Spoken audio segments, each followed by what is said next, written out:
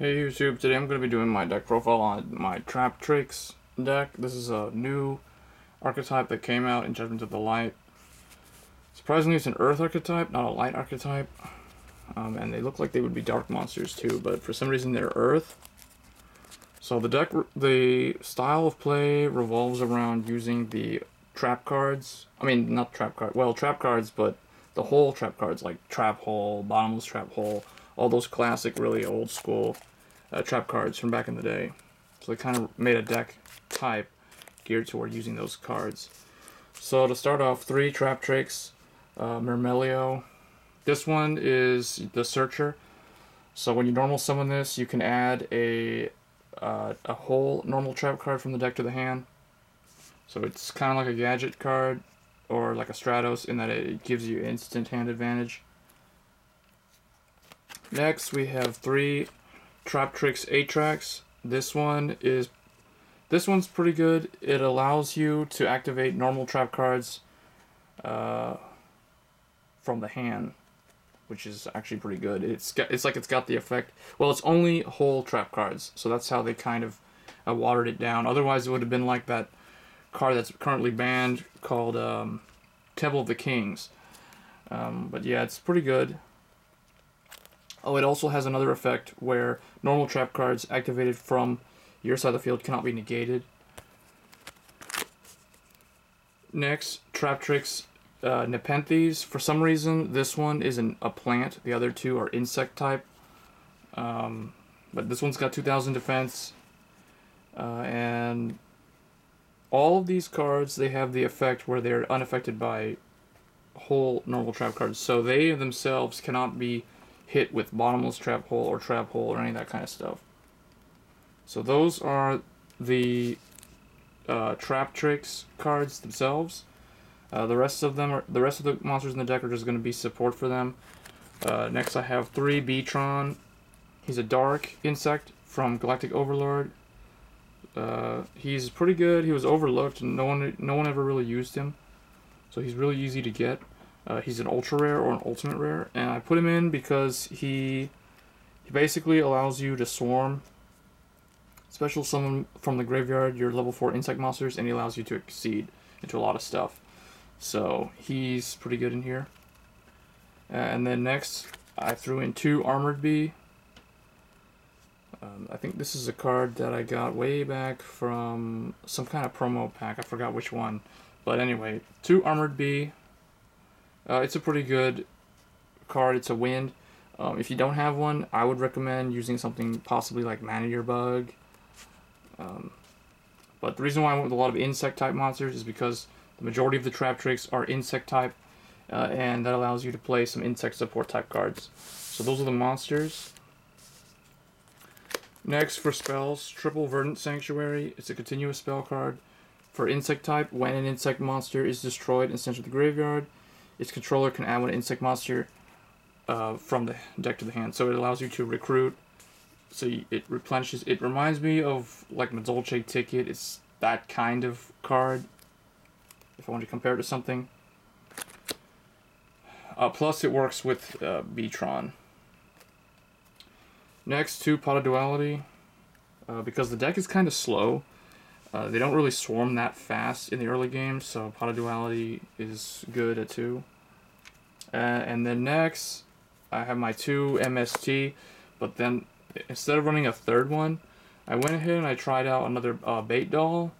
This card to me seems like a pretty decent replacement for Heavy Storm.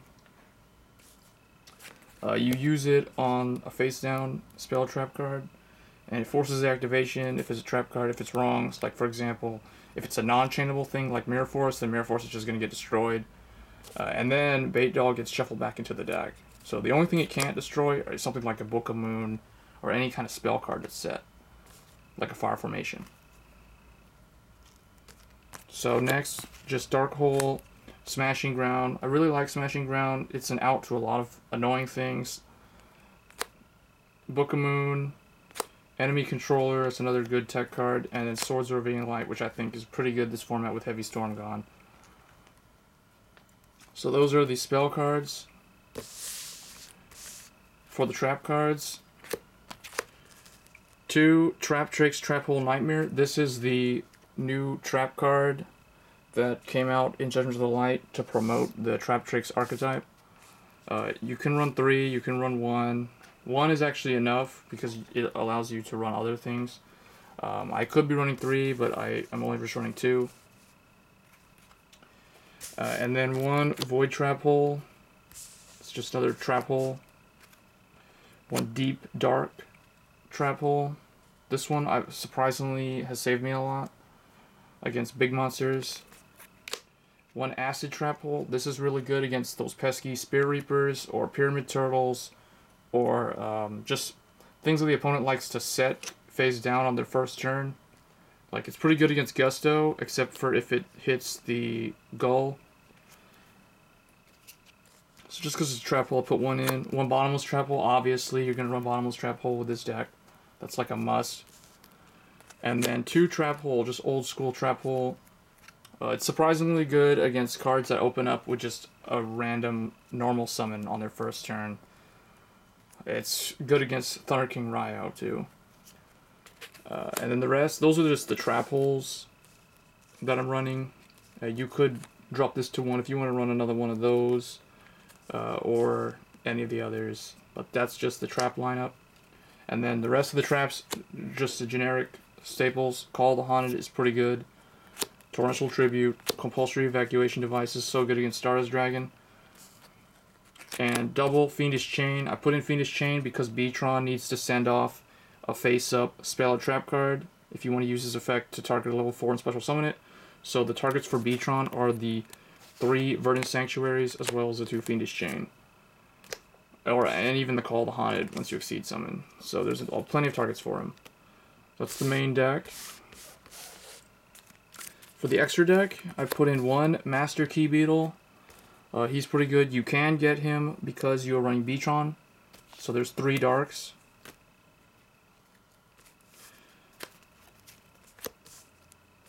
1 Number 50 Black Ship of Corn is really good. 1 Vylon Disigma. It's kind of the replacement, in my opinion, for Shockmaster. And then 1 Evilswarm Ouroboros, because you can actually run it. Steelswarm Roach.